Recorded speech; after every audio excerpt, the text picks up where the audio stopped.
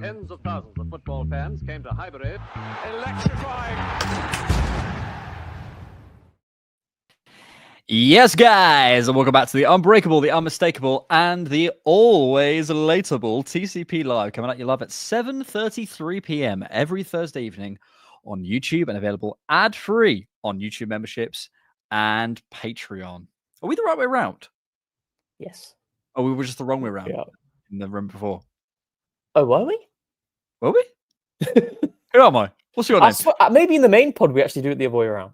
Maybe. I don't edit that, so moving up in the world, aren't we? Getting edited stuff. Welcome back to TCP Live. How are you all? I hope you're doing fantastically well. Thanks for joining us on another Thursday evening. The transfer window is nearly over. It closes on Monday, I believe, or maybe Tuesday, because they say it's like the 1st of September, but it always ends up being like the 3rd or something. I think it is the first, though. I think it is. Thank you so much. So this evening, we want to get to our predictions for the season. Obviously, we have a caveat, as we always do, that it's the window hasn't yet closed. We want to talk about Hincapié. Thank you for the comments on my Hincapié. Hincapié. Pedro Hincapié. Hincapié. What is the most annoying mispronunciation football-wise for you? See, I feel like the way I pronounced Waneri before probably annoyed people because I was like Wanieri. Yeah, probably. Bad, isn't it? It's tricky with pronunciations though, because like you don't want to be that guy who's like, actually it's Hector Bellerin. Oh, but, yeah. But equally at some point you are Can't- aren't saying his Bellerin. name. Well, no, but like Bellerin, you're Yeah. like fine. But at some Yeah. point you aren't saying the footballer's name. You're saying a different name. Remember Paul Merson called him a boomerang. It's like that isn't his name though, is it? So But what about though? Like people can get onto you if you like you go with the player's first name instead of their surname as well. Like they're not your mate. yeah, no, true. Mikel Moreno. Moreno. Because that isn't his name. Like he's not called Moreno. Do you reckon he has the best deli in the? Actually, no, it's probably Gyökeres now. But I really liked Marino's Selly, the celebration just around the corner flag, and then little Christian Nargo. I don't call him that. Let us know what your most annoying pronunciations are in the comments. We'd love to hear them. As we said, we'd love to come to predictions. We're going to talk about Havertz. We're going to talk about Hincapié. We're going to talk about the UCL draw. I will at some point get my Gabriel Jesus section. It's going to happen. It's going to happen. I feel it happening today. But we will start with, it's the correct way to say Norgod. Christian Nargu? Is that his name? Yeah, it's something. Have you seen that video that's went around of all the Arsenal players pronouncing their names? Oh, really? Yeah, I think it is. I think his is the hardest. His is the one that you wouldn't think by just reading it. Yeah. It's like Nargu. Yeah. Oh, wow. But then if I said in content, yes, I love our new DM, Nargu, everyone's like, shut up. Shut up. I know where we should start first. Grimsby. Oh, we will. We've got a little super chat first. Got a super chat, sorry. Because I do want to start there. Young Architect, thank you for super chat. You guys think Eze will start on Sunday? We disagree on this, don't we, Rohan? I think so. So we've got to shout at each other. I think I'm a little bit more. more. Notice. I'm a little bit more circumspect. You're a bit more. Oh, just go for it. Why not? Fries bag. Yeah. I think he should start. I just think at Anfield in the open spaces, as Mikel would say. Yeah. I want to see him. I want to see those first deep passes to Gyökeres. So deep. I just think starting, mate. He'll be buzzing to go. He'll be ready to go. He'll want to make an impact. Do it. I just think it's too soon, though. Why? It's just a different way of playing, though, isn't it, between Palace and Arsenal? The nerd in me thinks, he's got to learn he's got to learn the press, he's got to learn the tactical nuances.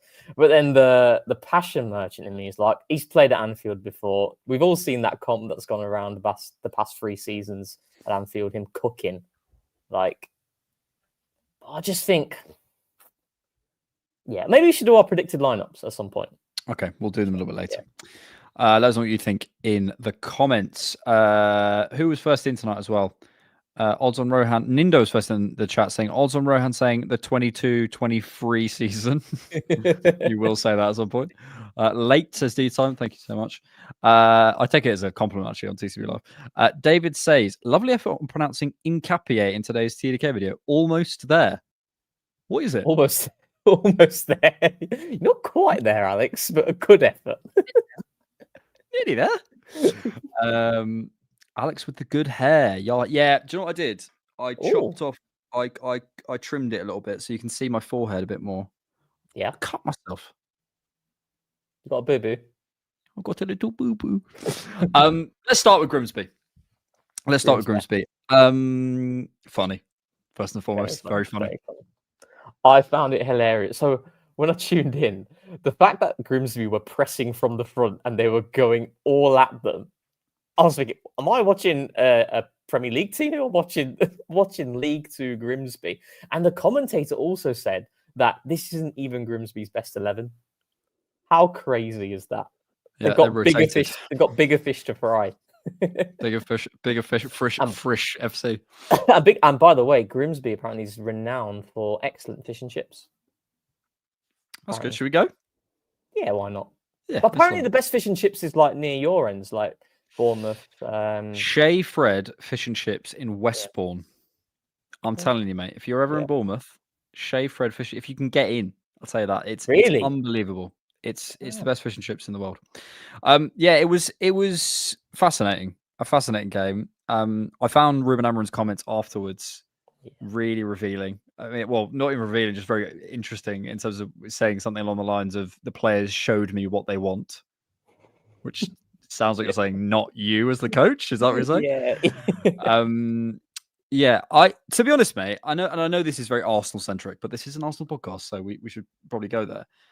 It just makes me appreciate what we have more, and forget Mikel, and forget what our ownership, the way we're structured, the fact that realistically, which club outside of City and Liverpool, other than Arsenal, can say we are consistently challenging for titles in the last 5 years, let's say.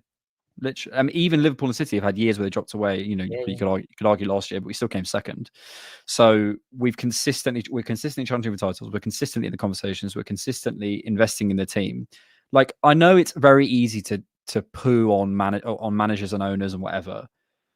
And in the past, obviously, you can go back to the Super League stuff. You can go back to, actually, they've been invested since 2006, and the Kroenkes have been part of it. Since the full takeover in 2019, they haven't got everything right. I'm not saying they have. They've made massive errors, and we should criticize them when they've made errors.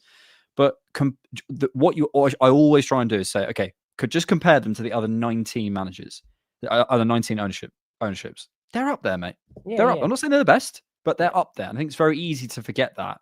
And I look at a club like Man United and I just think, oh my goodness me. Yeah, it makes you appreciate it, doesn't it? And I think with the point about the Kroenkes as well. I mean, our recent criticism come all the way to January, right? That's the earliest example of us, being really damning in our verdict, especially after some of the players coming out explicitly stating that this team needs help, and we ended up not signing anybody, and having Mikel Merino as our number 9, and that's why I think. It was a big red flag for me, the way I looked at it. I think George had stronger thoughts and feelings, and I totally understood it. A lot of Arsenal fans also share those feelings. But I felt like the work that they have done since taking full ownership, I didn't want to let a January window to kind of overtake my overall feelings on what they've done. And I think this summer window, they've clearly showed their intentions. And, we'll get into the injuries about Havertz in particular. And the positive news, I'd say, that's come from it, because it could have been a lot worse. I think Arsenal have gone into this window with, forecasting the worst case scenario happening and being in a position that we can mitigate that. And that's where we are right now. I don't know who it was who said this, but I resonate with it really well, where if you lose your best player for a whole season, right, irrespective of the players that you bring in, you're going to struggle to be able to compete for something. But it's about when you lose a player of that importance for a 2-month spell or a 3-month spell, how can you mitigate that and how can you stay in the race? And that's what we've done this window. The fixture schedule is not going to get any easier.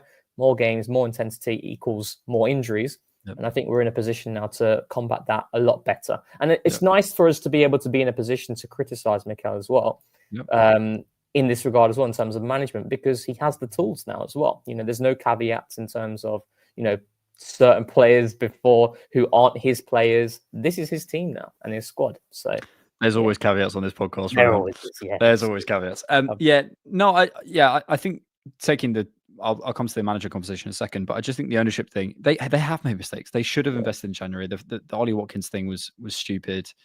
And even if it was a Tim Lewis thing or a James King thing, I don't know, and I don't want to speculate on stuff I don't know. But ultimately, the buck stops with them. They're responsible, and we should have done something, and we didn't. But if you take a wider view, and that's a mistake, the Super League thing was a mistake, and I'm sure we can point out other things. What's an owner responsible for? An owner is responsible for sporting success, for the which we're at least getting there. We're not over the line yet, but they are responsible for that, and they've put in the coaching staff and they've funded the team to the point that we're pushing on to do that. Right? They're responsible for the academy, the health of the academy. Is there a healthier academy in the UK right now? I'm not in terms of the right now producing talents hotter. Let's say at least maybe historically you could look at Cobham or whatever, but right now we're really hot, right? The women's team just won the Champions League and just put the first £1 million investment in. Commercially off the field, people should look into our numbers. We're making crazy strides. I'm sure people, you're just protecting them. If you wrote down a job description of what an owner is meant to do, I'm not saying they're perfect, but who is? That's my question for you. Yeah. Who is perfect? Because then let's go get them. Let's make them our owners. But there isn't a perfect owner. So I think they do deserve their flowers sometimes. And just to come to the manager thing quickly. And one last thing as well is when they do make mistakes, and I think, for example, with Edu, they've seized an opportunity with Alberta, and we'll praise Berta as well, but that's a KSE appointed, they've appointed him, so we have to give them their flowers there. On the Amorim thing, I do just think, and I kind of said this tongue-in-cheek earlier on X, this is another person who I see compared to Mikel Arteta, and, Mikel Arteta has done this rebuild project at Arsenal. And if we just get another guy who speaks well, who's got nice hair, it's all going to work out. No. Yeah. And you're discrediting the work that's been done. It's not this linear progress we've seen. I almost wish we'd had a dip sometimes so people could properly appreciate it. It's not normal. It's not a normal thing to happen in football. We regressed last season 100% and we're looking for progress this season. But you can't. I look at Graham Potter at Chelsea and Solskjaer and Ten Hag and Amorim and all the guys at Man United, and you could go to other big six clubs. You could obviously I think Liverpool and City have done well, but Spurs, how many times have they been trying to get back to the Champions League? There's so many managers now in this graveyard of Arteta did it, so that mate. Yeah. Can you upwards manage? Can you get through the hard times without losing the respect and the hard work of your players? Because Mikel, even when we were losing badly, the players were running. Yes. They truly believed in what was happening and they got there. Can you identify the right talent in the market? Can you communicate properly with the media? Can you say, my chest is here, hit me guys, when everything's going wrong, even though you probably don't need to do that? All of these things, and Mikel has his flaws, of course he does. But again, I just think there's this thing of well, Mikel did it, so why can't we do it? Because what he did was an incredible job. That's why he can't do it. So and also I think people ignore the fact that he did win an FA Cup when he came, and he did win the Community Shield, and the teams that he'd beaten to get there were against Liverpool, Manchester City, Chelsea, and that was with a squad that wasn't his, and he had to be pragmatic, and he had to put aside specific principles that we see right now. Arsenal at that time weren't pressing from the front and playing on the halfway line because we couldn't do that. So how were we able to kind of achieve that good, the cups then? And it was through playing a way that maximized the strengths of the individuals that we had at the back, players who were slow, who couldn't run, and then I think, the major trough in the Arteta, did I pronounce that right? Trough? Yeah, peaks and troughs. Yeah. I thought you were asking me if you were pronouncing Arteta correctly. I was like, I feel like we're past that point, are we? I should really know, being an engineer, actually. Michael Arteta? Michael Arteta. By the way, I saw someone in the chat saying George's pronunciation of Isaac. Oh, that's pretty bad, isn't it? Yeah, but we in the Incapia scouting, I was like, don't bother. Just say the guy. But going back to my Arteta point, when we talk about the lows, it was obviously pre-Boxing Day 2020 and also 2021, the first 3 games against Brentford, Chelsea and City. But there was a lot of context behind that, right? In terms of before Boxing Day 2020, we didn't have a tailored number 10 between lines who could allow us to move to a different system. And in that first 3 games of that 2021-2022 season, didn't say 22-23. You're about to do the whole talk through the seasons. I'm not doing that. But that season, right, those first 3 games, we had a lot of players out injured and with COVID as well, and then we saw what Arsenal were able to do post that, and it was that Norwich game. So I just think the comparison is just and it's kind of like cope. It's just coping, isn't it? Like, well, it's happened here, so it can easily be transferable here. But we saw signs of belief in that moment. So, and I think to close on United, they sort of can't sack him.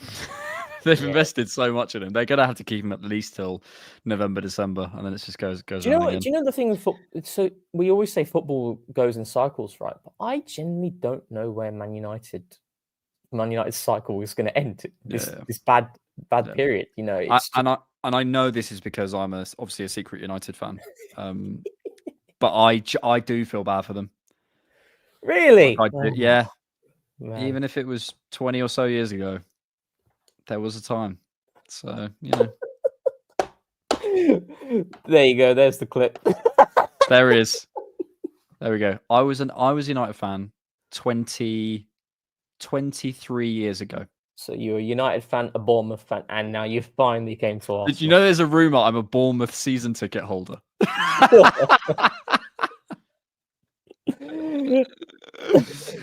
George Cole says Eze on the left to start. I haven't been to a Bournemouth game since 2013. I think. Which game was it? Who did you play? It was Real Madrid. Oh, really? Yeah, it was like Real Madrid, and I can't tell you, Bournemouth were playing like Dagenham and Redbridge, Rushton and Diamonds up to that point. And then obviously Eddie Howe comes in and they have this like great moment. But like Real Madrid, like prime Madrid, Ozil, Benzema, Ronaldo, like they all played. Were coming to Dean Court. Yeah, they were like it was like mental. So I queued up at like 3 a.m. to go and get tickets. It was crazy. Damn. Did they actually all play as well? Yeah, Ronaldo scored a free kick and broke some kid's arm. He was in the local paper. It's crazy. Brilliant. George Cole says Eze on the left to start, Noni on the right. I'd do that. But Rohan doesn't like fun, so he wouldn't do that.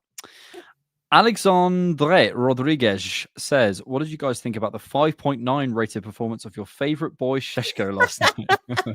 Now, I do want to talk about this. I really do. Go because I was watching that penalty shootout and I was thinking to myself, hold on a minute. Someone's not taken one yet. Where is he? 10th penalty taker. Now, we spoke about this off air, right? In the main pod where against Manchester United, Gyökeres is deemed a poor striker. His skills are not going to be transferable into the Premier League. It's just judging it by that one singular data point and then extrapolating it. And now you've gone to the other end where he scores 2 against Leeds. The first, a fantastic goal. And now you're extrapolating a player who's just going to go score 30-odd goals. You've got to give it time. And you've got to do the same for Sesko. It's one game, right? But what I will say, and I don't like to judge someone's character and mentality because we don't know them as an individual. But mate, I've got such an ick. The fact that he was the 10th taker. Only Anana was behind him. What? So why was that? Did he choose that? I don't see why the manager would say, right, you're not taking one. We'll let others take it. I don't buy that. I genuinely don't. I have a feeling it's the player. Do you? Or you reckon I have no idea, mate. I have no idea. But it's weird, mate. I've never seen a centre forward take like the 10th penalty. Yeah. Always in the top 5. Always are in the top 5. It is bizarre.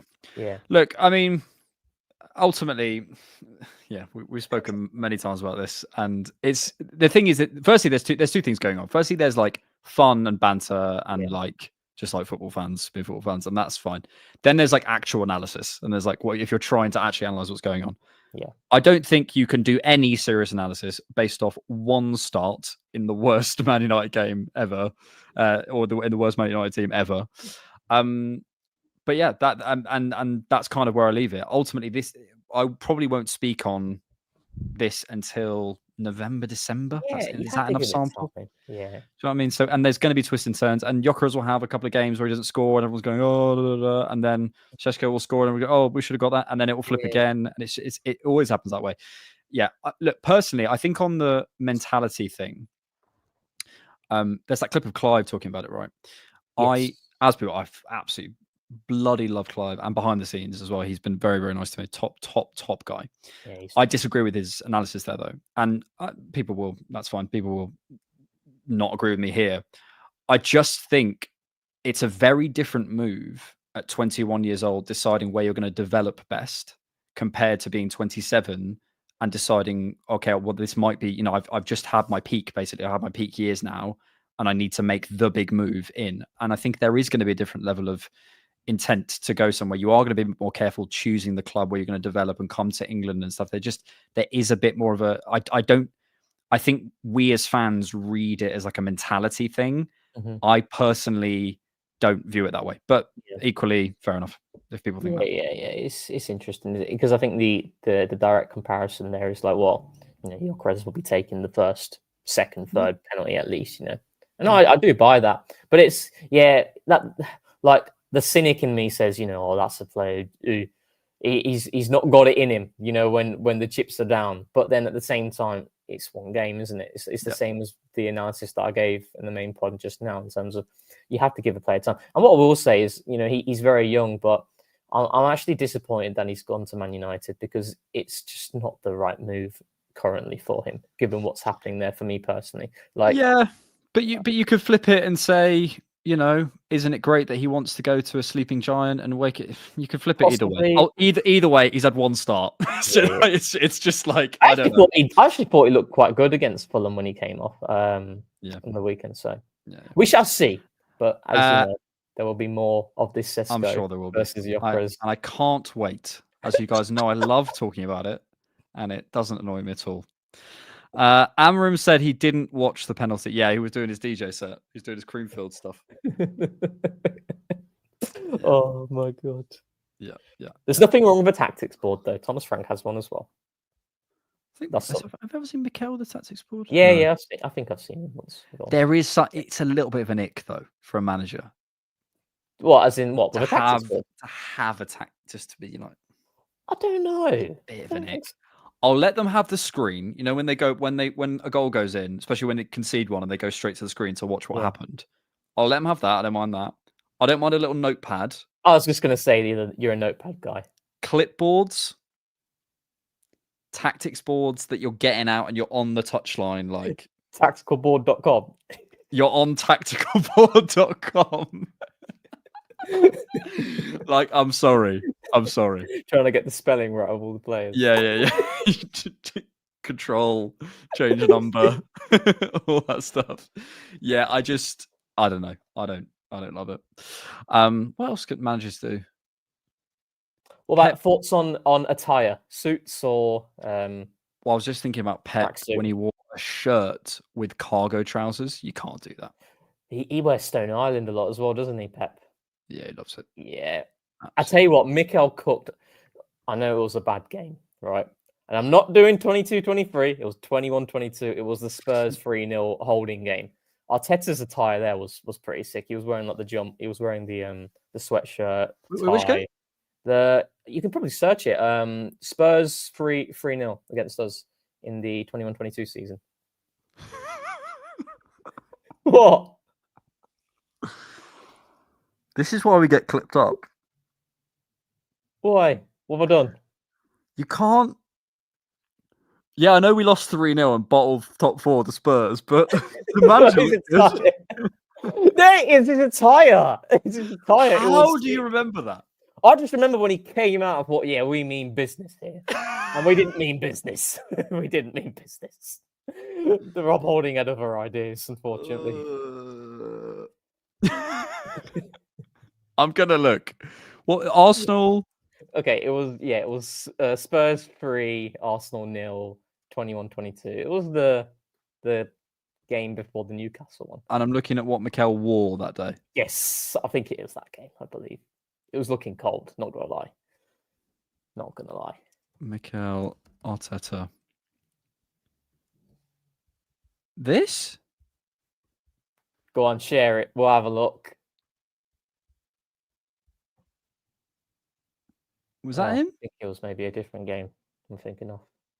Although that's pretty good, isn't it? It's simple and he looks the business. Simple and effective. It does look the business. That's what. So yeah, this is the when he was unhappy with the ref. So that must be what he was wearing. The like grey. Yeah, it's simple, but he's yeah. Do you fancy him or? Looks the business. Oh, let's not talk about that game anymore. Actually, it's bringing sadness. Thoughts on John Terry's thoughts on football? What's he said? He said, I'm presuming the bit of Yadar analysis. You're referring to where is it? There was a tweet from John, not a tweet from John Terry. Here it is. John Terry. I'm not enjoying football anymore. Let me get the quote up for you so you can all see it. So you can all read this joyous stuff from John Terry. Present, share screen, Chrome tab, X. I'm not enjoying football anymore. I tune in and it's all about one team trying to break down a defense. Whether it's Chelsea, Arsenal, Manchester City, or Barcelona, it's all very much the same. Football has become a chess game. I don't agree with that. It's just not even close to true, is it? It's just not even close to true. Which games are you referring to? The only game I can think of that was specifically like that was probably the Arsenal-Man City game at the Etihad. The Arsenal-Man City game at home, the 1-0 where we won. Martinelli scored. Because even the one at the end of that season, 23-24, there was some decent chances. But I don't think. But even then, I don't think it was. But he's saying one team is just there with all the ball trying to break the opposition down. That Arsenal Man City game was more. That was different. I think. I don't think it was one team with all the ascendancy. I don't agree with it. I mean, just have a look at some of the games that we've seen so far in the Premier League this season outside of the big teams. Newcastle, like Liverpool, Villa. Like Aston Villa, Newcastle was a 0-0, but it was by far not a game that fits that description. You know, it's two teams both going for it before the red card. It's lazy. Barcelona are one of the most exciting teams to watch in the world. So they're a bad example. Chelsea, call them what you want. They're not boring. Barcelona are definitely not boring. Barcelona definitely not. But PSG just won the Champions League, playing one of the best brands of football I've seen in a long time. Yep. He just misses. Yeah, this is it. He just wants to watch career-ending tackles. Oh my god. Right, moving on to the UEFA Champions League draw. The UEFA Champions League draw. The champions. As I pull it up, were you happy with our draw? I was ecstatic with our draw. I was very happy. Yeah, very happy with it. Like, I don't know about you. Maybe I'm being a bit pedantic, but I feel like the away games just want them to be not too far and difficult, and they're not too far and difficult. And the other point I actually want to make on this is, and I think the actual dates get released on the Saturday. Again, being pedantic, I'd like those away games to be sandwiched in between Premier League games at home or just local in London. I do think the travel thing is important for me. Like, players don't want to travel far, you know, and if they can travel as minimal as possible, they would certainly pick that. But yeah, in terms of games that I'm really excited for, playing Bayern Munich at home is class.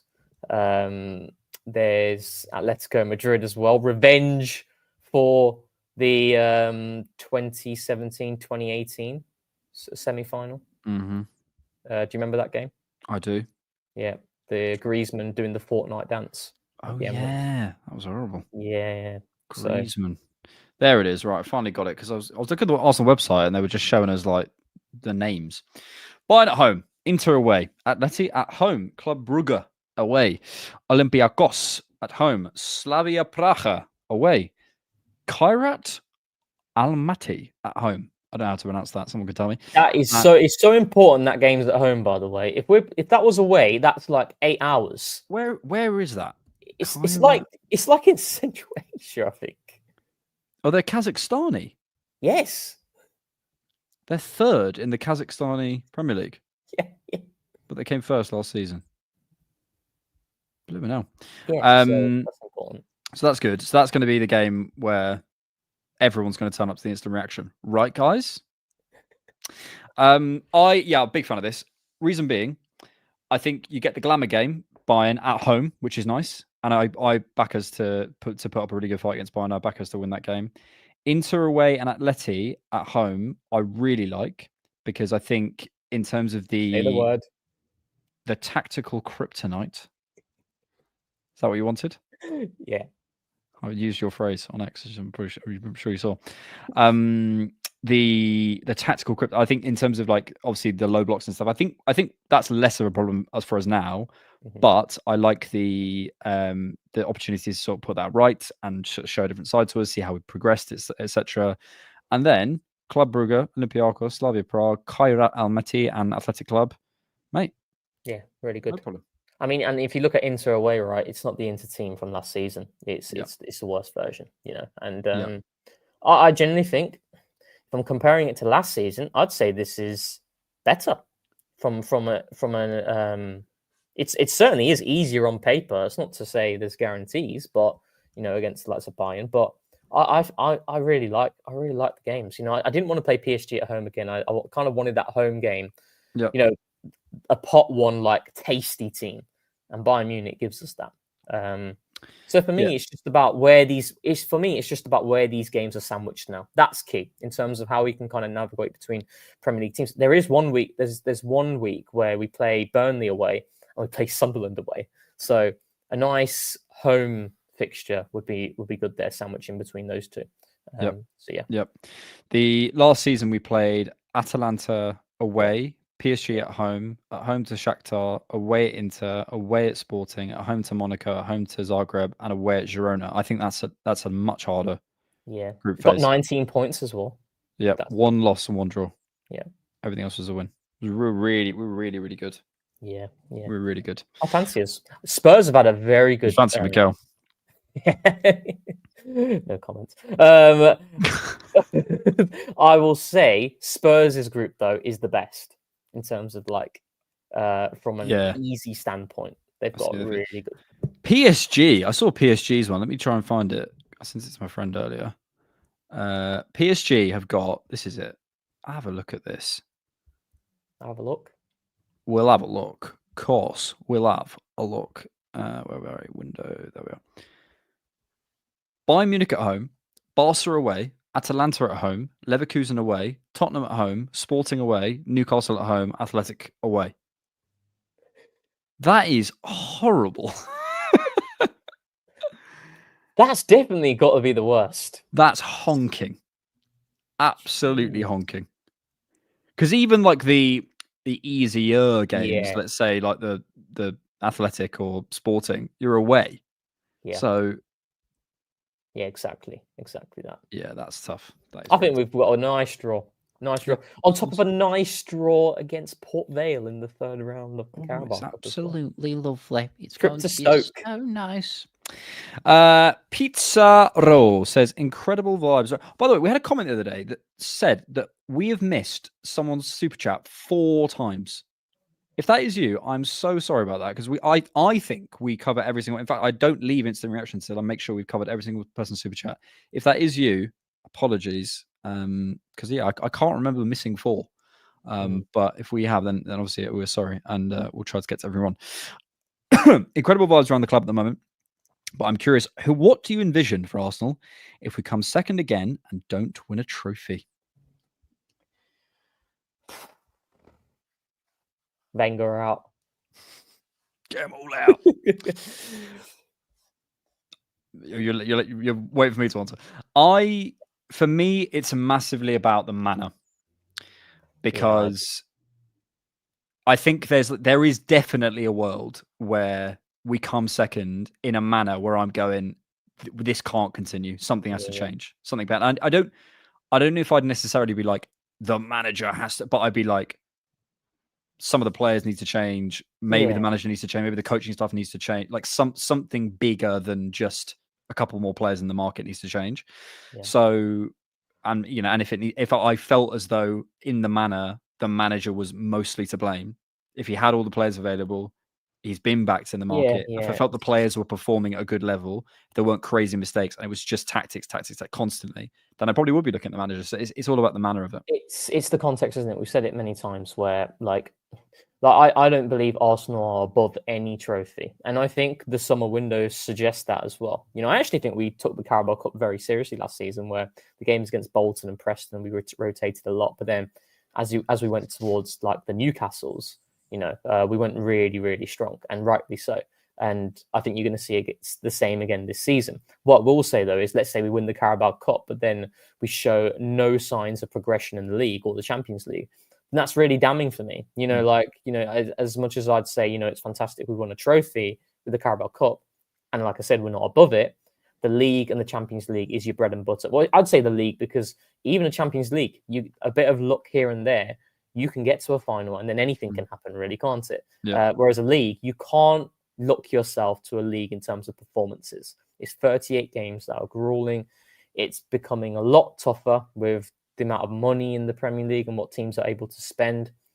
So that's where I look at it. If Arsenal give me the confidence that they're progressing again and they're mounting a title challenge, but we fall just short, then I don't sit in the camp of, oh, that's it, then we need to get rid, because I don't believe it.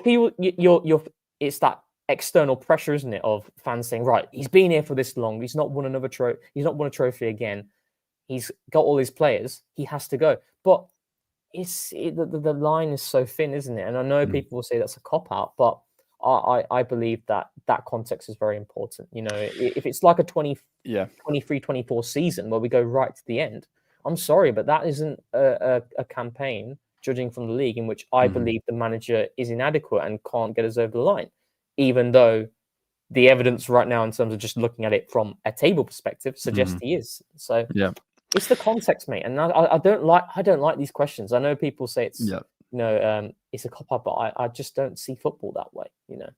Yeah, and neither do I. And by the way, if you do, then fair enough. Like if it's literally just as black and white for you as if he wins the trophy, he stays. If he loses, if he doesn't, he goes. Then fine, okay. That's the way you view football. The way I think probably you and I are closer, at least. For me, it's also like, okay, there are other things. Trophies are the most important thing, but there are other things that matter. If and the way to test this is this: say you're someone who's like, unless he wins as a trophy, he goes. Okay. So performance doesn't matter. No. The manner of it, context. No. Unless he wins a trophy. Okay. If we were handed the Premier League trophy tomorrow by Richard Masters, he went, here's the Premier League trophy. You've won it for 25-26. How would that feel?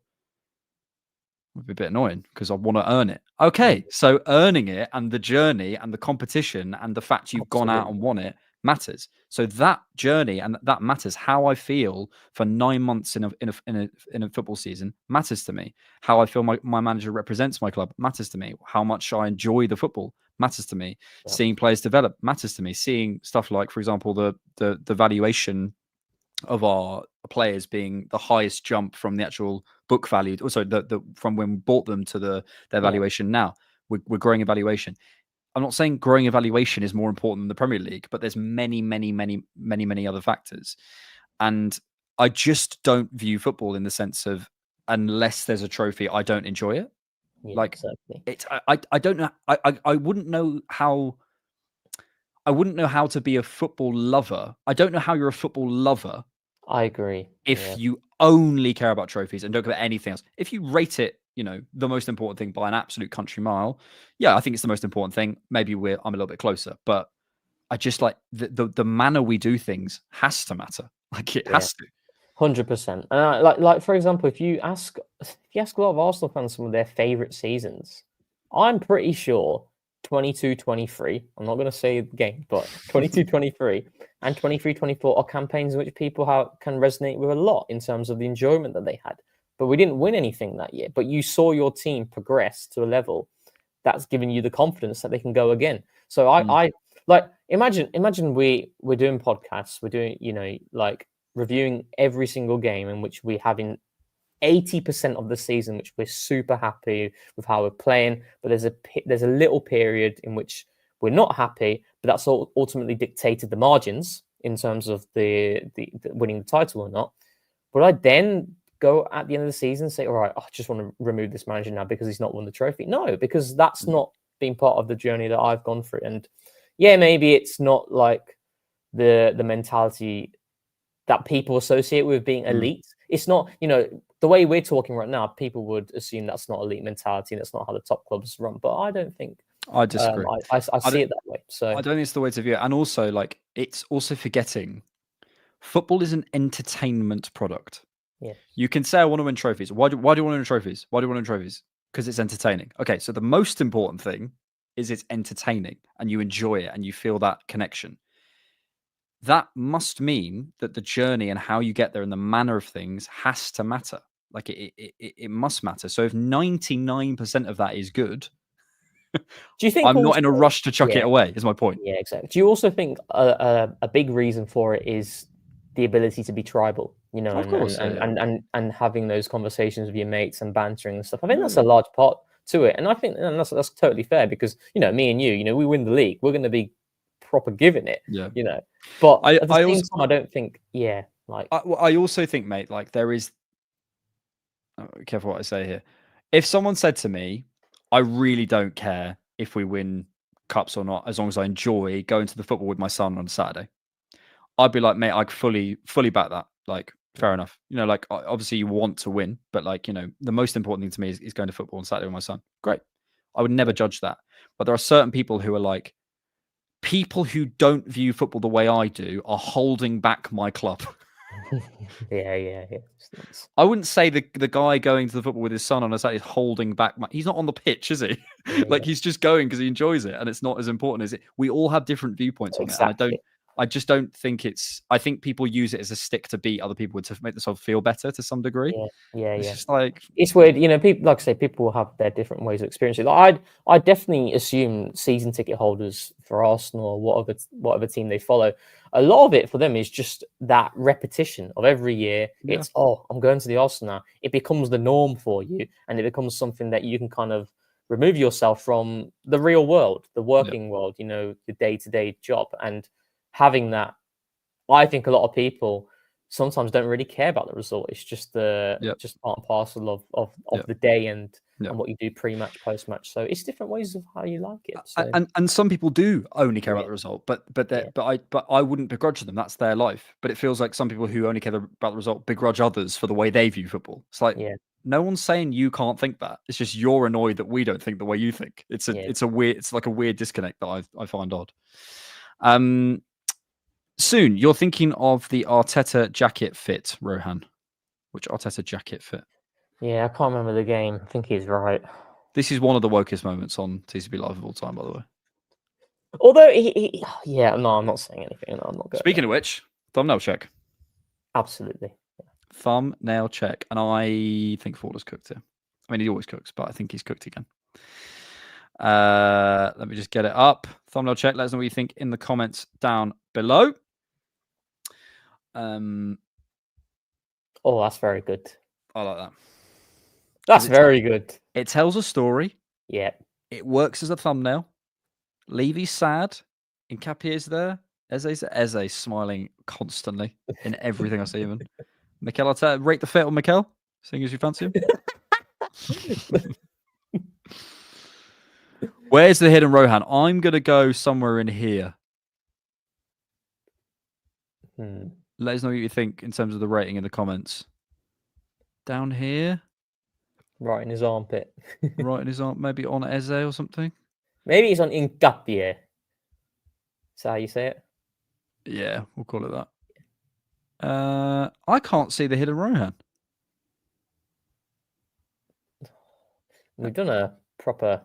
Can anyone in the comments? Can't see it. We've done a proper scout. Anyone in the comments got it? A forensic assessment we've done there. In Capier's eye? Oh. Absolutely There? not. That's very niche if he's done it. Yeah, if he's done that. You know, he started adding it to other things. Like, so there was like one. I think he started putting them on like random other things, like other people's thumbnails and stuff. You're everywhere, mate. I think it's quality though. I said last week, maybe I was harsh, but I didn't like last week's one. I like that. I'm giving that an 8.5 because it tells a story. Yeah, I'd give it an 8.5. 8.5. Very good forwarder. Congratulations. When it comes to some super chats, we've got a couple of things to do, so we'll just leave them for a second because I want to give them some time. I think there might have been an ESAC bid, which we'll come to at the end of the show when we do our predictions. Really? Is there anything? No, nothing yet. The Garnacho deal to Chelsea is just 35 M's, is it? It's just so silly. Kai Havertz. Further to, Arsenal released a statement about half an hour ago, further to sustaining a knee injury after our recent game against Man United on the 17th of August. Subsequent assessments and specialist reviews with Kai confirmed that surgery would be required. Today, Kai underwent a successful minor surgical procedure. He will shortly begin his recovery and rehabilitation program, with everyone focused on supporting Kai to ensure he's back to full fitness as soon as possible. David Ornstein said it would be a matter of single-digit weeks. Ooh. So that is 2 months. Yes. Maybe. And you got international breaks squeezed in. Yes. So I would say there was some reports today about Bukayo Saka returning for Nottingham Forest next weekend, which I think would be too early, but certainly to targeting that Man City game. I think he'll probably have some involvement in the Man City game, is my feeling. And I would suspect Kai is back by, end of October? So that Palace game maybe, or the Fulham game, something like that? Yeah, it could have been a lot worse. Could have been a lot worse. Could have been a lot worse. That he misses only 1, 2, 3, 4, 5, 6 games. That's could have been a lot worse. And we've actually got a striker who can play. So that's good. Yeah. And your boy Jesus maybe soon. Oh right, we're talking about this. See, it's a good segue because it's the talk of strikers. So go on. I really feel people are sleeping on what Jesus could do for us this season. I really am. A fit Gabriel Jesus. A fit and firing Gabriel Jesus was looking unbelievable and even points last season, right? And we don't need to go back to 2022. Like last season, he was still looking good.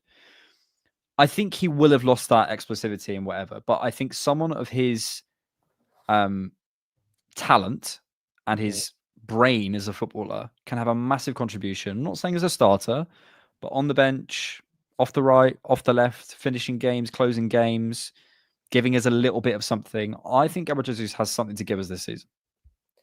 I hope so. I just feel it's been one too many injuries, really. But he did look very positive in that video. So maybe there is something he's cooking that we don't know. I will say that, I agree. Like last season, I've been really disappointed with Jesus in terms of what we saw post ACL.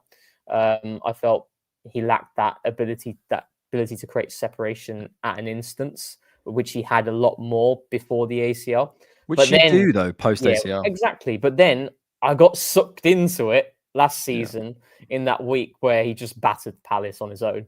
It was just him on his own, where he scored the Hattie in the Carabao Cup. And then the weekend he scored 2 goals as well. So if you can get that Jesus, 100%. If that Jesus is there, that idea, and in theory, then that is a fantastic player to have, because when we're talking about Eze, and I mentioned this on X yesterday, where like for all of the qualities that Eze has, and I think you mentioned it as well, his ability to create in isolation is one in which it's the most important quality that a player can have, and what all the top teams have always had in football. When you go through the title-winning seasons of specific clubs, Kevin De Bruyne's magic cross, his ability to slap it top bins, Salah, Henry, Van Foden in 23-24. Exactly, Foden. I mean, you saw it in that final match day, right, against West Ham. He just slaps it top corner in the first couple of minutes.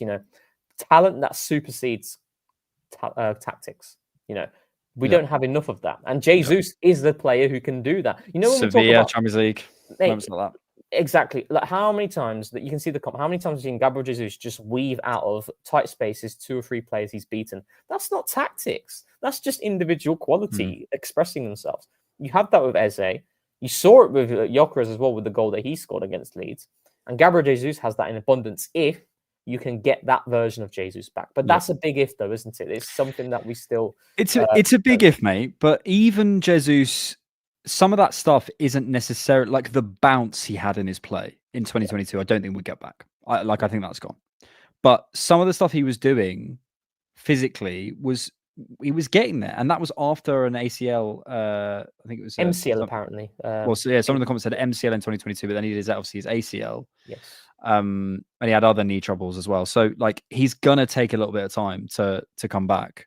Because he's had so much trouble in his knees. But if he's already back on the grass training, why can't we back end of this season, let's say January onwards, because I think he'll probably be back in the squad by maybe September, but January onwards, when he's got some fitness, he's got some minutes, start to look at him and say, can you chuck you on in a game and see what you do? Like I think sometimes we just bomb squad assets because like it's almost like, well, they're injured, so we don't even have them almost. It's like or we want to sell them, so therefore we don't have them. We do have them. We may want them out the door, but they can still provide for us. So I think the good thing about it as well is that we're not relying on Jesus. That no way that's the way I've kind of altered my thinking about the window. Like when we had the discussions very early on where 2 attackers or 3 attackers, I was like 3 attackers, that can't happen. Surely there's too many players.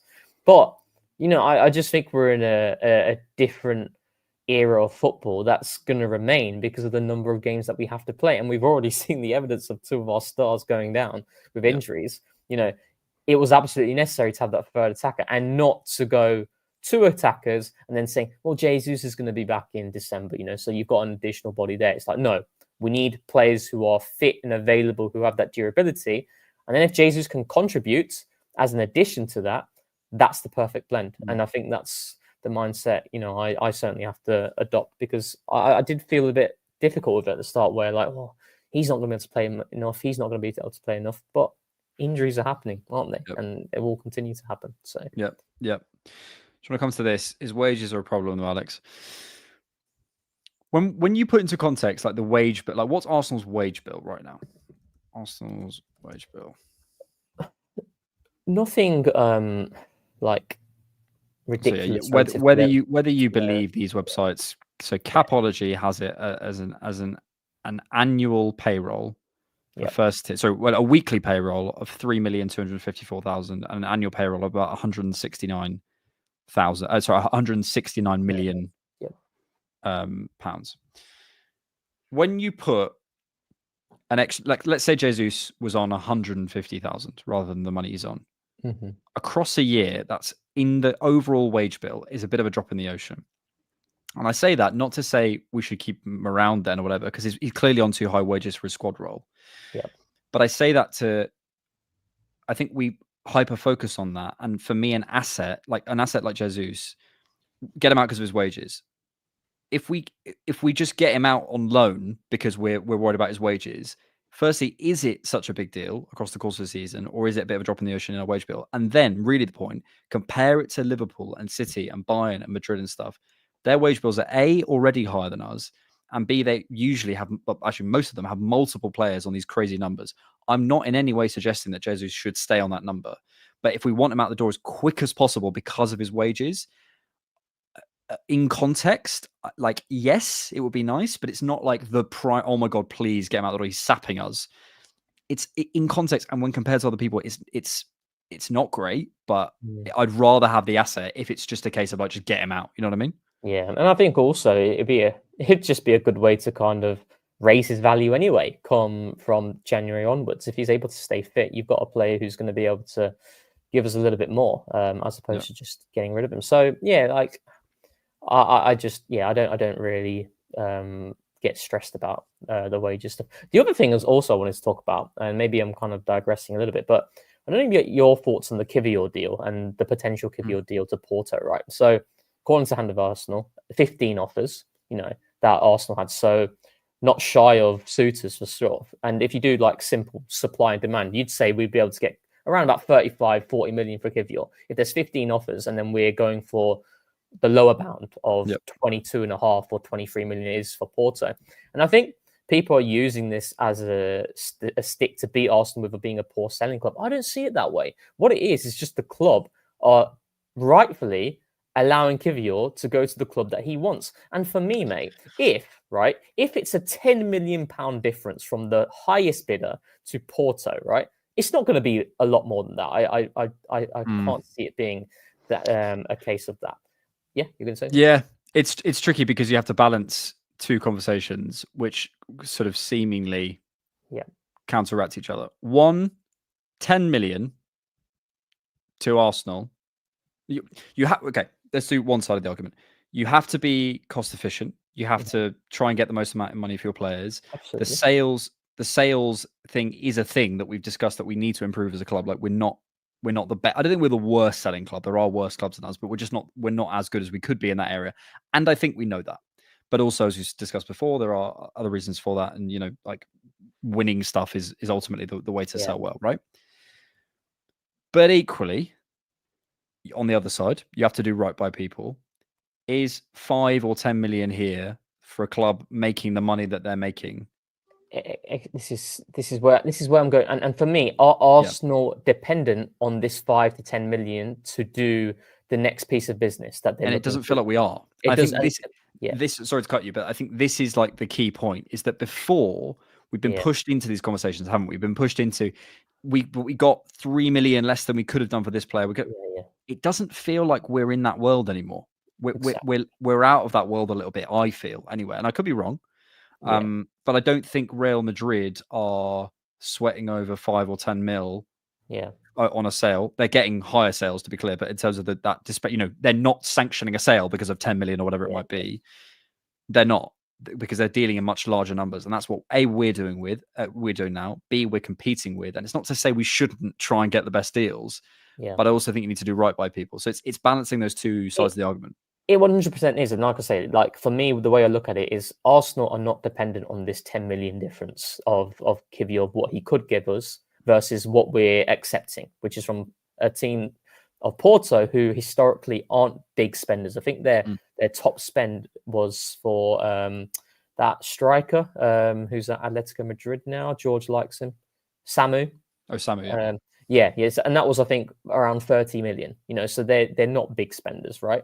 And for me, mate, like I think it was Elliot from Arsenal Vision. I saw his tweet about we need to get out of the idea of simple player trading. Like, like you said, we signed Kiwior for this and we're selling for this. And people say because it's not a big enough profit, this is to show that Arsenal are poor at selling. But I just don't think Arsenal are looking at it that way. I think Arsenal are looking at it from the lens of financially, this is not restricting us. What's restricting us is the fact that we need the squad space. So let's get rid of him and we're making a profit from it. And that's the decision that the club are making. I don't believe Arsenal's sitting there and thinking, we're just going to reject the 35 million anyway. We're just going to accept 22 million for the sake of it. No, they're going for the player's choice. And I also think when we talk about selling, right, I've changed my mind on this a lot, where yes, Arsenal have historically been a poor selling club. And I think that's more down to the contracts that we've handed specific individuals and Arsenal not being proactive with contracts.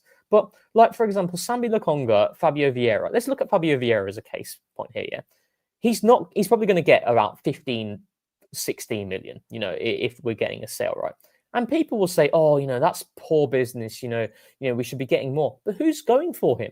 It's supply and demand, isn't it? If there's only one club going for Fabio Vieira, right, which is what we see right now, that unfortunately is all we're going to be able to get from. You could keep him, but then his value is going to depreciate further because he's not going to play. He's got so many players behind in the pecking order. And you could look at the club and Mikel as certainly at fault for not giving him the opportunities. But in terms of just outright, like Berta, poor seller, and a narrative that could be developing there. I don't buy that. I think it's a lot harder than what we think, when we're talking about. Especially when you're in the position that we are. And like, if you look at the players who have sold for good money, apart from Liverpool, who seem to just do it incredibly.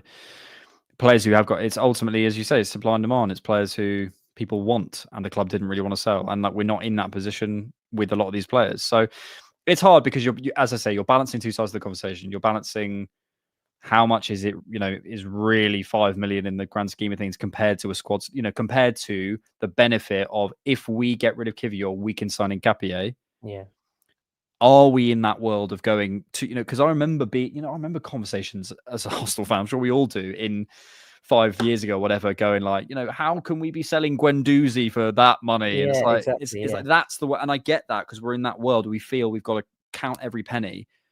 What are we trying to do? Who are we trying to face? And then on the selling points that you raised, which I think is a good point, it's hard because almost everyone you could go in and be like, there's a reason you get that sale. I just think as an overall, that number, overall as a picture, I don't feel we have many case studies of where we sold well. Yeah. Yeah. But I personally felt last summer we sold very well. Like, for example, with Eddie Nketiah, the reason why we were able to get that fee for Eddie Nketiah because there was a lot of demand. There was a lot of clubs in the Premier League who were looking for him. The reason why we sold well for Emile Smith-Rowe was because there were clubs who were really interested in that. And it's because the demand was there, wasn't it?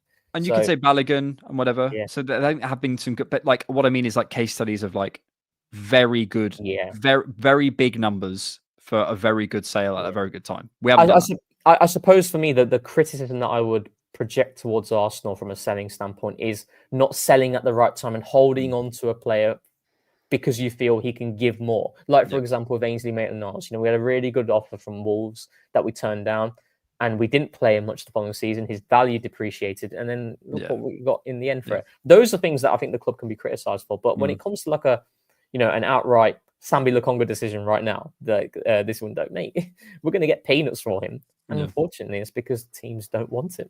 So, and even on the Ainsley one, it's like because what did we get from him in the end? Did he get for free? I think I don't know. Maybe it was like 3 million or something. Might be wrong though. He might be free actually. He might be right. Was he free when he left? I think he might have been free. He went to West Brom on loan in 21, then Roma on loan in 22, then Southampton for 22-23. Then he left, on a free transfer expiry. Yeah, so we've got nothing for him. So there's certain concepts. There's those examples, So but again, I keep trying to pull out the view here, the aperture, because it's like that really matters. If 30 million matters a lot, it really matters. And we're in a different. If we're spending 300 mil every summer, I'm not saying we're going to do this every summer, but when you're doing that, it's like it becomes less of an issue. Not to say it isn't an issue, but it just like it changes the sort of the scale, I think. Yeah. Oliver Monk, what foreign stadium would you most like to visit? Valencia's. Ooh, tell us why. Just looks very nice. What's it called again? Valencia Stadium. Have a look at it. Is it the Mestalla? Yeah, that's it. Ball knowledge. Very good, that Alex. That was very good. Very good. Can't remember our shirt sponsors, but I remember the Valencia Stadium. Also, the Signal Iduna Park. I'd like to see that. Yeah, the Signal Iduna Park. My name's Derek Ray. I was talking to someone about this the other day, right? There's so many football stadiums. Like, when you walk into, like, when I went to Athens and I went to AK Athens' stadium. I think it's AIK pronounced.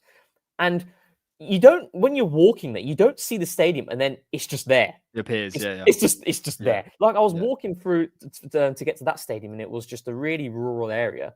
I'm like, where is this? And I just turn one corner. It's like, oh, there it is.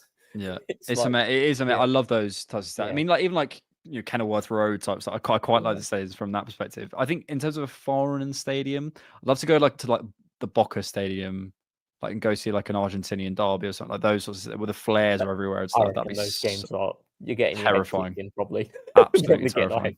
Yeah, I'm getting killed, mate. I'm getting killed. The Signal Iduna Park. My name's Derek Ray. He saw the whites of his eyes and the whites of his outstretched gloves. Maybe Grimsby. Need to get the fish and chips, mate. Almaty beat Celtic in the worst 2 legs ever. This was from. Sorry, we've we've been going for a while. This is from the Almaty conversation. Yes. See, Rangers got beat like 9-1 on aggregate or Yeah, something. saw that. It's mental. Yeah. That is I reckon crazy. that game though between Celtic and I'm not gonna. Celtic and a Kazakhstani team. Yeah, apparently it was so dead. Imagine sitting through Really? that. My God. Oh, so what? So you didn't watch it? Wow. Didn't care about football. Yeah, I was analysing the enemy. Analysing Brendan Rodgers' press. Reggie Perry says, people seem very worried about the end. We now have a team where it's going to be very interesting to experience the twists and turns. I go into the Liverpool match very excited instead of worried. Oh, still I'm worried, I'll tell you that. Yeah, I'm worried. I'm definitely worried. But I think, and this relates to the conversation we were having earlier about, yeah, like the journey has to matter. Like and it does matter to people, but it just depends, I guess, for a lot of people, how much. And I want to be entertained every weekend. Like I want to feel excited to watch my club. I want to feel we're going on a journey. I want to feel as though I'm connected to the players. I'm connected. All those things matter to me. And people can say, no, trophy's the only. No, it doesn't. No, it doesn't, mate. Like you know, there's other things that matter about football. It's the icing, isn't it? It's the icing on the top where you can then start bantering people, and it allows you to kind of like put your manager, you know, when you have those conversations, those debates, you can put them on that pedestal. Whereas right now, you know, those conversations that are in mainstream, it becomes difficult to do really because people don't resonate with that. And that's okay. Like, but I want a bit of it. I do need it though. No, I do need a bit of that. We do. That parade, and just pitch invasion. And you say it's like the icing. I think I'd go for I think it's more than icing on the cake. I think it has to. It's the ultimate goal. It's just like, it's like, you know, in life, what's most people's, obviously not everyone's, but most people's ultimate goal would be like, you know, probably things like having a family, owning a home, having a sustainable career. Okay, so you're not going to enjoy anything until you're in that place in your life. Exactly. I'm telling you, mate, in London right now, you will have no fun. You'll never be happy. Yeah. I'm doing house viewings at the minute. It's a nightmare. Like it, honestly, you will not have fun. So you've got to. There's a George analogy for you. Daniel Burke says, been listening for an hour and you haven't talked about cannons once. I hope this is the Daniel Burke who... The what? Cannons? It is. What kind of cannons as in we're the Cannon podcast. All so right. Sorry, Daniel. Sorry about him, mate. I think that is the Daniel who is Josh. Oh, really? Oh, God, my chair there. Daniel, we love you, mate. We should speak more about cannons on the Cannon podcast, to be fair. It is misleading. Okay. What's your favourite type of cannon, Rohan? Moving swiftly on. You hate that just like surrealist comedy. You can't do it. I'm not wired that way. Fair enough. You're a better engineer than me. A Fit Jesus, George says, and then I think you meant a Fit Jesus, a big if. It is a big if. It's definitely a big if. Football's about dreaming, though, isn't it? Dreaming. And you're dreaming about Jesus because you've been telling me every single time before we go on. Every time. I like 1 minute chat before. Talk about Jesus today. Talk about Jesus. Talk about Jesus. Okay, fine. Let's do it then. Let's talk about Jesus. What's your favourite gunpowder? Says Henker Hose. Nikon or Canon? Sony. These are Sonys. Off topic, but Alex's ability to add the word gene into random sentences is interesting. Rob your nan to score, Gene. I mean, what the hell? Lol. I do say that. So, what's your favourite word? So, I've got a few that I think you've clocked onto. You love circumspect. Yeah. You absolutely love it. Because when I'm listening to the cricket right on the radio, like when it was the England-India series, and they constantly were using circumspect, I was like, yeah, I know what this word is, but they kept using it. But I'm going to use this now. I've got this. Maybe it's a toxic trait, right? I've got this trait. Yeah, I love reading. So, and when I see words that I like or words I've not heard of, I write them down on my iPhone notes pad. So I've got like every single month, and I've got the words, and then I'll actually see what it means. And then I like to add that into my tweets. That's so cute. I just throw them in there because then it's not to show I'm smart. I don't care about that. It's so that I can remember the word. Yeah, you expand your vocabulary. Yeah, and it's just like it will stick to me. Like and I'll be able to use it. So that's a Yeah. toxic trait of mine. I don't think it's toxic. It's actually Maybe it quite adorable.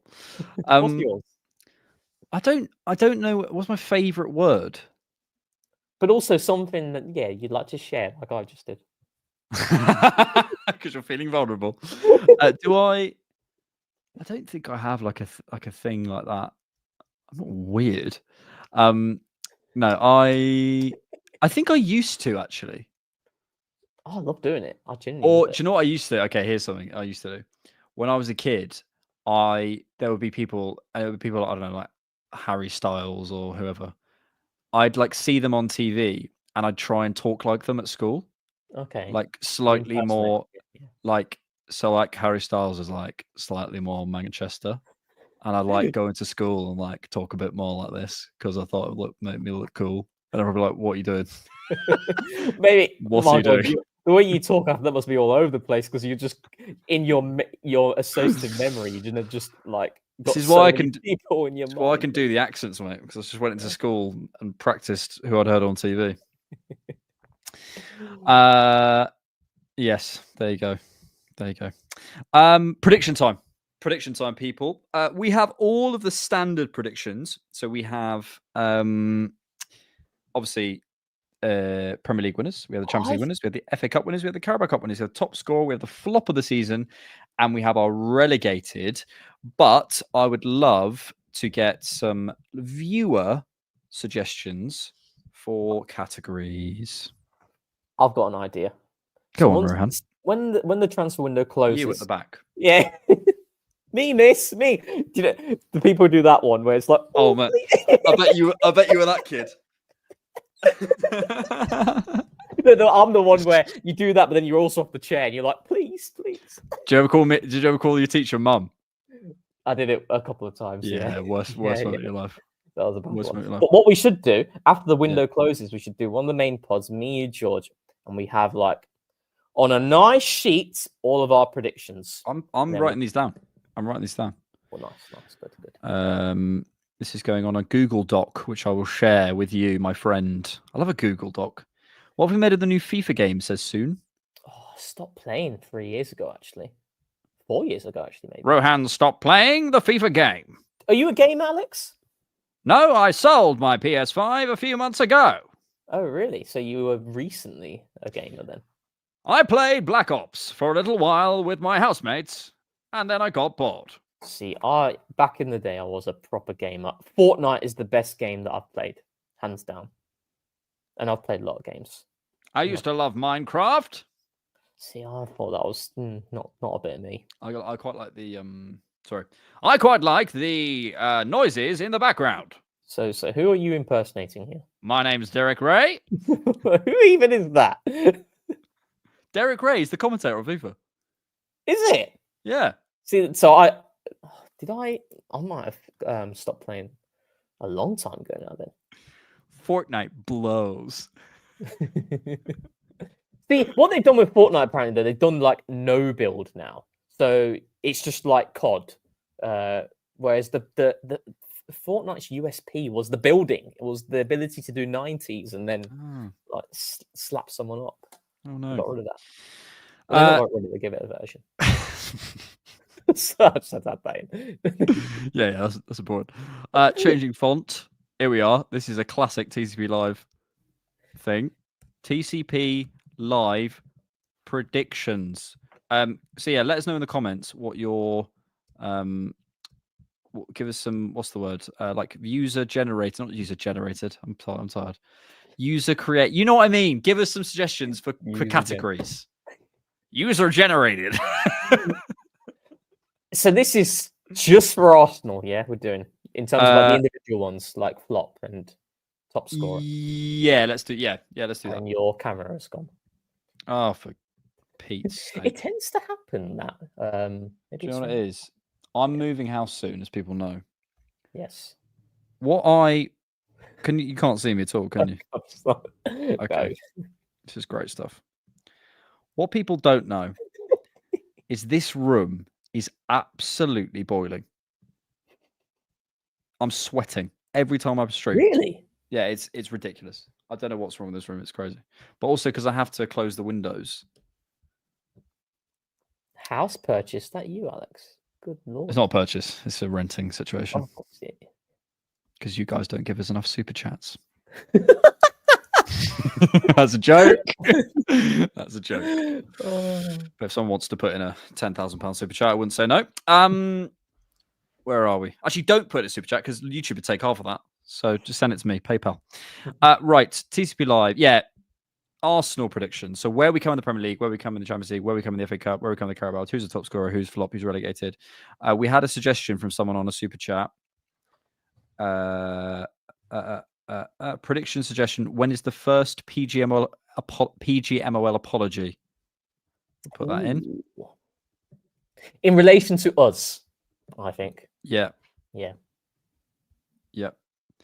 How many names can George not pronounce this season? It's going to be we're going to be here a long time. I'm having a look. Best underdog moment or story. I quite like that, actually. Underdog. First manager sacking. Well, no, we want to just Arsenal, don't we? True. You're right there. Don't change the rules. Mm-hmm. MIP, what does that mean? Most important player? It should be MVP, but... Point total. That's a good one. Defender with the most GA. That's a good one. Defender with the most GA. Yeah, I mean, Calafiori's already got 3. Oh, yeah. Timber's got 2. So we don't need to be relegated. Let's just do Arsenal. Let's do 2 more. 2 more user-generated ones. Oh, will Rohan run a marathon before the end of the season? Most improved. And let's do one more. Let's do a silly one, guys. Come on. Most funny one. Oh yeah, Tim's got 3 as well. Yeah, of course. Most minutes. Yeah. Well, I think that's like it's gonna be like Raya or something. Rohan, we start in the Premier League. Yeah. Where do we finish in the Premier League? I'll see you at the parade. Both you and I are predicting first. Yeah, I'll see you at the parade. Need to clarify. And I'll see you chat at the parade as well. We're both saying first for the Premier League. Yeah. Why? Because we're sick. And we're going to have a season that's not filled with injuries, and we're going to be happy. We've got to do these now because he's put money in, isn't he? Most clean sheets, most likely to be sacked, most red cards. Most clean sheets. I mean, the sacked one is we can't do, but we'll do that one. There we are. We're both saying first. Yep. I agree. And I'm even going to put the trophy emoji. Lovely. I think this is our year. Also, mad prediction. Actually, I'm not going to say that. I'm not going to say that. No, I'm going to get clipped up. Point total. Week. Points total, I will go... No, I was saying week that you didn't tell me. Points total, 87. 87 for Rohan. Yeah. I'm going to say 83. I think it'll be a tough league. It's going to be a lot of ups and downs then. UEFA Champions League. The champions. Where are we coming around? Semi-finals. Semi-finals. I have a hot take here. I feel like it's going to be a bad one in terms of like where we are. How do I do this? I'll do that. Oh. Registered trademark. I'm saying we go out early. Really? And that's the reason we win the Premier League. Who are we going out to? Like someone like a Dortmund or Atletico, and everyone loses their mind. And we're here to say everything's going to be fine. Yeah. And everyone comes here and goes, it's all your fault. It's the Sesko lovers. If you hadn't said we should have got Sesko, we wouldn't be in this situation. FA Cup. Semi-finals. You love a semi, don't you? Absolutely. Absolutely love a semi. Semi for you, and I'm going to say... And a fully I've for you.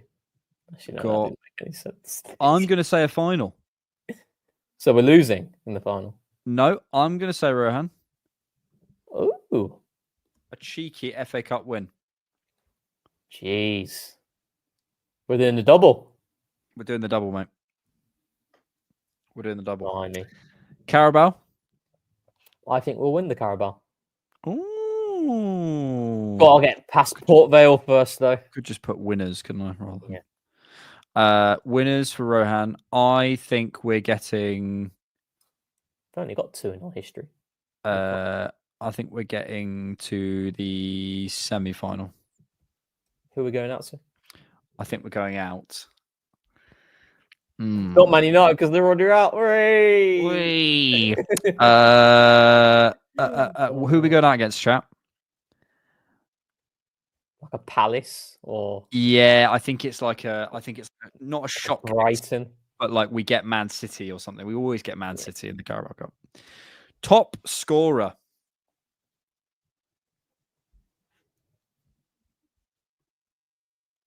Victor Gyökeres, says Rohan. I think so. Yes. Victor Gyökeres for Rohan. I'm going to go for Saka. Lovely. With how many goals? In all comps? I will say, yeah, let's say all comps.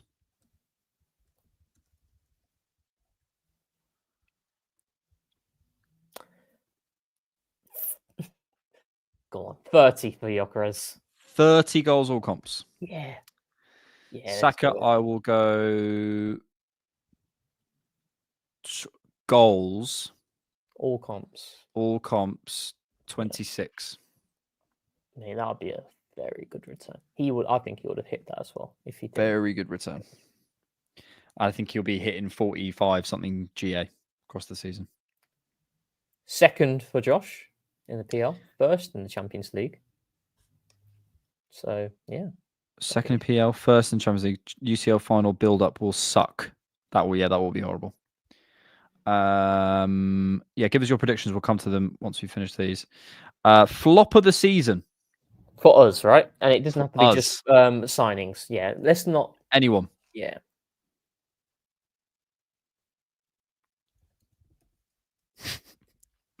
Go on, you do yours first. I'm trying to think. I think it can't be a cop-out one as well. Do you know what I mean? No. It can't be like a Norgard or someone. Yeah. I That's think. Oh. I've got one. Go on, say it. Could never come across as a hater, even though I love him. Go on. Ben White. Ben White. You and George's agenda. No, George loves him. But George is always trying to age him out, though, isn't he? So he's... No, I just have a feeling he's not going to have. Yeah, I just think Ben White. I'm going to go. You can't say Martinelli either. Why not? No, you're not. I'm not allowing you to do that. You can't do that. Flop. Oh. Just going to do this so it's a bit clearer. Oh, chat. If you've got more tasty ones, I like these tasty ones. I don't know. I don't have an answer at the moment. No, PGML apology. I will answer. Okay, cool. I think it's going to happen against Newcastle. Away from home. So when is that? I think that's the 28th of... so the game's on the 28th. I think the apology will happen on the 28th as well. 28th of September. 28th of September. Yeah. Okay. I think Joe Linton's just going to knee someone in the back. Joe Linton, man! He's going to knee Eze in the back. Joe Linton! And the ref, Chris Kavanagh, is going to say, oh, nothing happened. And then he'll say at the end, oh, I'm sorry. Did you say 27th of September? 28th. 28th of September, Yeah. sorry. I'll join you on that. Yeah. Yep, I'll buy that. Best underdog moment. I think underdog. I think Christian Norgard scores a very important goal for us. That's a good one, that, because he has a knack of doing that anyway. Yep. I think he just pops up in a random moment and scores a very important goal for us. I think I'm going to go the same, but it's going to be Marino. He's just got that instinct in him. Marino pops I like up and yours scores more. them. I think that's a very good one. It's my favourite one of yours. Oh, thanks, mate. You can have it. Let's both have it, actually, yeah. Oh, isn't that nice? Defender with the most goals and assists. I'm going to go Calafiori. I'm going to back him. I'm going to back him to stay fit. I love Calafiori. Calafiori. And I'm going to go for... Because Gabriel's not going to get assists, isn't he? Do you think he's going to get... I'm going to go Gabriel again. I think we'll be even better from set pieces. So you think he's scoring... Well, he's going to have to score more than 3. Yeah. He will do, but... Most improved. I think it's going to be Mascara, where we already see what he's capable of, but I think he's going to keep impressing, and he's going to go on a different level. I like that. Yeah. I like Mascara. He's already got a solid baseline, but yeah, he's got so many gears to go. He's mustard. Mascara for Roham. Yeah. I'm going to say... The thing is, I kind of want to say Rice, because I think Rice is going to be seen as like the best midfielder in the world at some point next season. But that's not him. That's people around him perceiving him a certain way. Yeah. I'm going to say Martin Odegaard. Lovely. That's nice. From last season. I say Martin Odegaard. Most woke moment. I don't know. You're the creative guy. Most woke moment. You got to get your creative juices out. I think we will get penalised for set pieces again. We're going to get something on our set pieces. I think we're gonna concede a corner because David Rice held on to the ball for 7.5 seconds. It's going to be timed, and the ref's given the corner, and then we concede from the corner. Raya holding on. So basically, both of us being penalised. Yes, but and me, well, in my case, we're being wrongfully penalised because there were 0.5 seconds. We've got Raya. Most clean sheets, I suppose, is Raya. It's not. Maybe in the league, also in the league as well. Do you know who always does well clean sheets? It's Pickford. Pickford always does true. Well. But I buy that. Most reds. I think Zubimendi's going to get 2 red cards this season. Ooh. And that'll be the most. Zubimendi with 2. I reckon he does a cynical in 1, and then just another 2 yellows maybe. Zubimendi with 2. Yeah. And I'm going to say Miles with 1. I've got another category. I think we'll be all right. I'm feeling creative. Okay, go on. I don't have loads of time, so we're going to have to... Okay, cool. It's my last one. So, who scores the best goal? And you've got to give us a picture of that goal. Best goal. Yeah. You got one? Picture of it. No. Golasso. Yeah. I'm going to say Gyökeres. And it's going to be Stamford Bridge. Ooh. And it's going to be an absolute thunderous strike. Bobby Dazzler. Outside box. Oh, yeah. That's my prediction. I'm going for a Dowman screamer 50 yards out. 50 yards? Oh, yeah. You're saying a Dowman screamer from 50 yards out? Yep. Get that 50 in as well, explicitly written. People, as we're reading these out, let us know your predictions in the comments below. TCP Live Arsenal predictions. We are both saying in the Premier League, Arsenal will come first. Our points total, Rohan is saying 87. I'm saying 83. In the Champions League, Rohan is saying he's got a semi. I'm saying I've got a round of 16. In the FA Cup, Rohan is also saying he has a semi, and I'm saying we are the winners.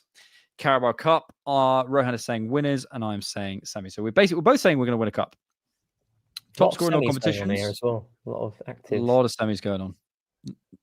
No quarter chubs, which is interesting. Top scorer all. Top scorer in all comps. Gyökeres, says Rohan, with 30. I'm saying 26 with Saka. Flop. Ben White, says Ben. It says Rohan, I haven't given you an answer there. Oh, yeah, you do need to. And while you think, I'll get this super chat up just quickly from. Yeah, what do you think of Newcastle's signing of Voltemode? Voltemade. Lots of money, but interesting player. Very interesting player. I don't know much about him. Interested. Is he? I think is he type of like a Giroud type? Is he? He's like 6'6". Yeah. He's a big boy. I think he'll thrive at Newcastle. A big boy. He's a big boy. I think he'll thrive at Newcastle. It's a lot of money. He's not scored many goals, but he's weird. He's like, from what, again, I've not watched loads of him, but from what I've seen, he's like quite techie, but a bit like Sesko, where he doesn't quite know how to use his body yet. I think he was set to go to Bayern, wasn't he? Bayern Munich. He was going to be their backup striker. Flop. Oh, I don't know. You have to do one. You can't say Martinelli. I'm sorry. I don't mean this is like a flop, like he's going to flop. I mean, he's just not going to be as impressive. I think that's a cop-out. He's not going to be as impressive. That's my feeling. I've put my things on the table there. How's that cop-out? I think it's an easy one because of the level that he hit last season. Yeah. No fair.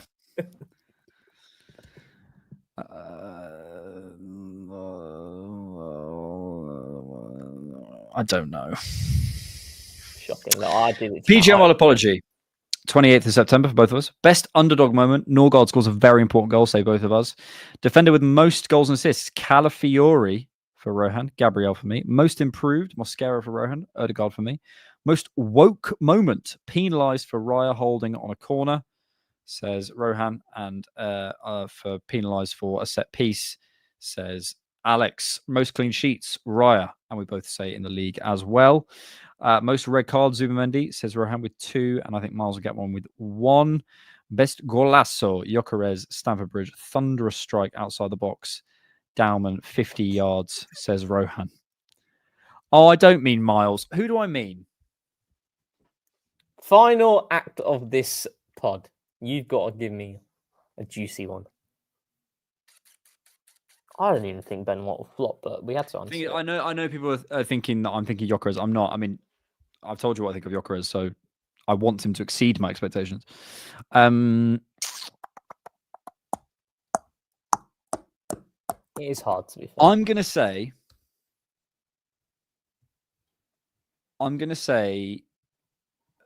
Oh God, this is really tough. Can I just say Martinelli? Fine. There we are. Pretty poor to that, isn't it? Chat is pretty poor. That's what you're going to say, Havertz. But I don't really have someone that I think is going to massively flop. Neither do I. I don't think Ben White's going to. Because my takes are just so accurate all the time. Absolutely. There we are. Let us know your ones in the comments. Did we get any? We got SS's first in the Prem, UCL quarters, early FA Cup exit, Carabao win, Gyökeres top scorer, flop Trossard, PGMOL apology against Bournemouth, most GA defender, Calafiori. Love that. Some juicy ones there. Most woke moments, says David, will be Infantino telling us about himself again. Lots of people saying Trossard for the flop of the season. See, I think that's a bit of a cop-out. Yeah, because I don't expect he's not going to play as much. He's just not going to. There's lots of names here that I don't really understand the context on because we've gone past them. Martinelli top scorer, I'm telling you lot. Hey, that is a bold prediction. Okay, here's one. Final one from Nindo, who had the first comment in the house this evening. Who do you think will have the most iconic quote this season? Feeling a Hertzler. Yeah. I think Amorim's going to say something before he leaves that just sticks around for a long time. I think Hertz is just going to say something like, "You doubted the young ones, but the young ones are here to take over," or something.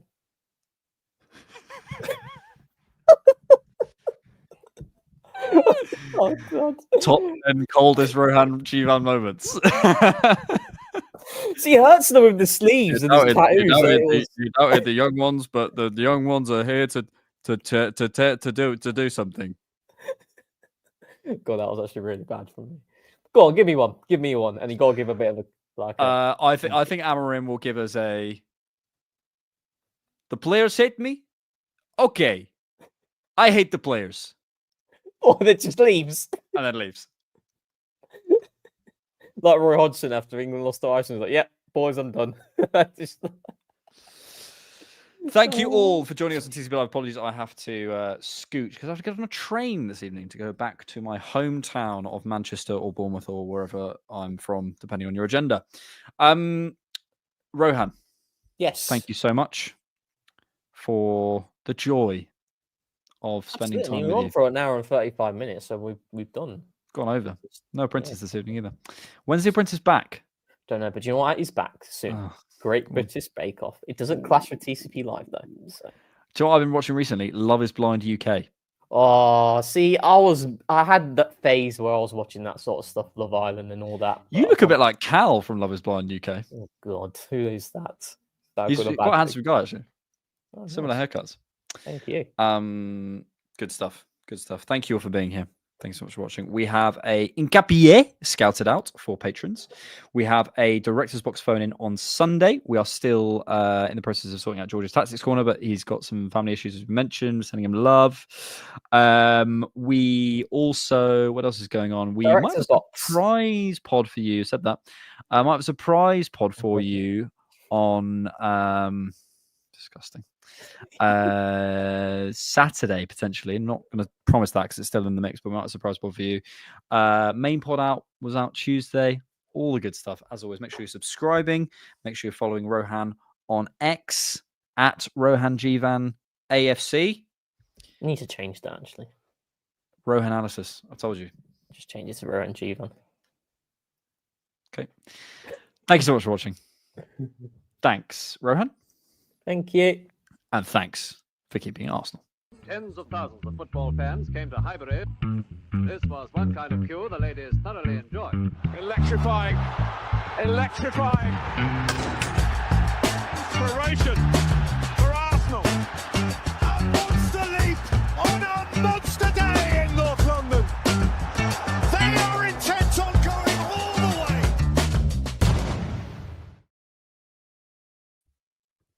Right, we've got a train in now. Yeah, we got to end the stream first. Oh, yes. Hi, everyone.